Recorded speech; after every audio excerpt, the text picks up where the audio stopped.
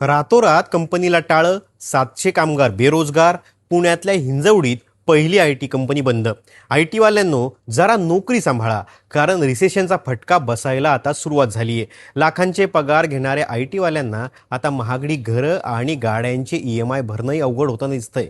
कारण पुण्यातल्या I T कंपन्यांची परिस्थिती अवघड झाली आहे आणि त्यातली पहिली आय टी कंपनी बंदही पडली आहे, ज्यामुळं रातोरात 700 सॉफ्टवेअर इंजिनियर्सला घरी बसावं लागलंय. कुठली ही कंपनी आणि काय घडलंय पुढच्या अर्धा मिनिटात सांगतोय, त्यामुळे हा व्हिडिओ शेवटपर्यंत पहा. तर पुण्यातल्या हिंजवडी फेज 2 मधील think technology of India he company रातोरात बंद झाली आहे. या कंपनीत 700हून अधिक कामगार काम करत होते. याबाबत कर्मचाऱ्यांना कुठलीही पूर्वकल्पना दिलेली नव्हती. बरं हेच नाही तर या कंपनीत गेल्या 4 महिन्यांपासून कर्मचाऱ्यांचे पगारही झालेले नव्हते.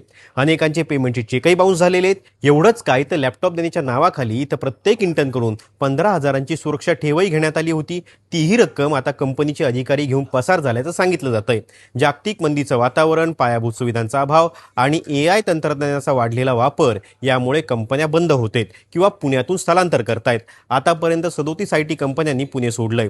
तुम्हाला याबाबत काय वाटतं? भारतात सर्वाधिक पगार देणाऱ्या IT क्षेत्रापैकी एक असणाऱ्या IT कंपन्यांवर ही वेळ का आली आहे आणि भविष्यात काय होऊ शकतं? आम्हाला कमेंट बॉक्समध्ये नक्की सांगा आणि अशाच माहितीपूर्ण व्हिडिओसाठी टाइम्स नाऊ मराठीला सबस्क्राईब आणि फॉलो करायला विसरू नका.